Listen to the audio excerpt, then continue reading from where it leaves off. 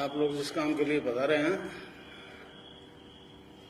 उसका मैं थोड़ा दार्शनिक पक्ष आपके सामने रख दूं ताकि इस पथ पर चलने में आपको कोई कठिनाई नहीं।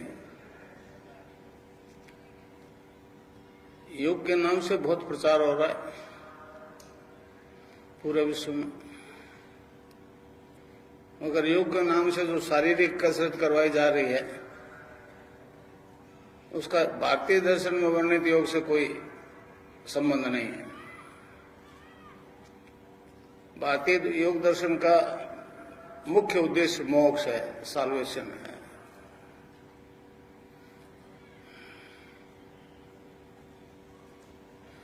अब विज्ञान बड़ा परेशान है,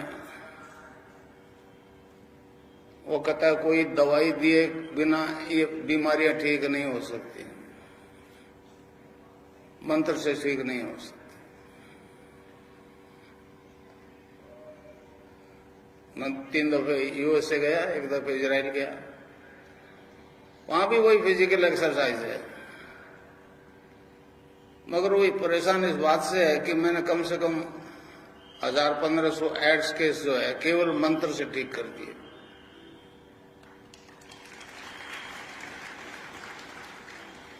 परेशान है। मैंने रनबैक्सी की रिपोर्ट नेगेटिव और पॉजिटिव की दोनों दे दी। डॉक्टर अरविंद माथुर मद्रास माथुर हॉस्पिटल में डॉक्टर है, वो कैंसर और एड्स का इलाज करता है, वो मेरा शिष्य है। इस तरह से बैठ करके उसने दीक्षा ली है। वसुंधरा जी ने उसको भेजा, जयपुर के कार्यक्रम में बहुत भीड़ हो गई तो हमारी संस्था में आया, राम जी वहां बैठे थे तो उन्होंने कहा डॉक्टर साहब 2 तो पहले आपने डिस्चार्ज किए थे ना मथुरादास माथुर हॉस्पिटल से, वो हम हाजिर कर सकते हैं, बाकी वो तो आप ज्यादा केसेस जो आपके अस्पताल से जो ठीक हुए हैं उनकी सूची तो आपके पास होनी चाहिए। तो उसने कहा राम जी नौकरी करनी है, मैं भी जानता हूं ठीक हो रहे हैं। तो अब ये बड़ी परेशान हो रही है विज्ञान वाले, वो कहते हैं साइंस इज गॉड, अमेरिका वाले कहते हैं। मैंने कहा नहीं, गॉड इज साइंस बोलो। भगवान को मनुष्य को पैदा किया तो साइंस तो बाद में सीखी उसने, तो गॉड इज साइंस। तो अब परेशान है। पहला केस भंवरलाल आया, मथुरादास माथुर हॉस्पिटल में ड्रिप चल रहा था,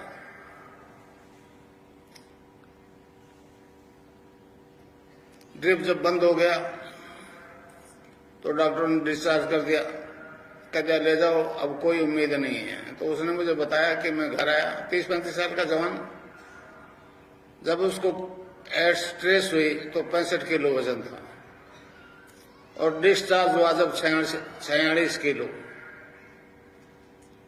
2 साल बाद आया वो मेरे पास, मैं बीकानेर जा रहा था। अच्छा, उसके छोटे भाई ने बताया कि यहाँ एक गुरुजी बैठते हैं, वो कहते हैं सब बीमारी ठीक होती, तो स्ट्रेचर में डाल के लाए थे।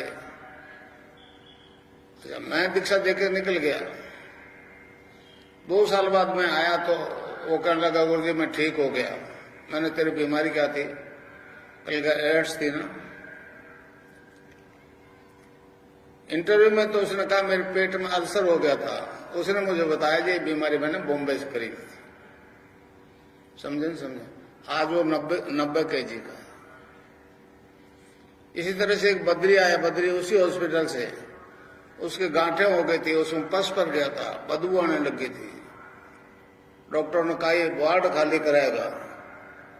तो गंगाराम के एक मेरे शिष्य हैं, वो गए तो कहने लगे रे बद्री ये तो गड़बड़ हो गई।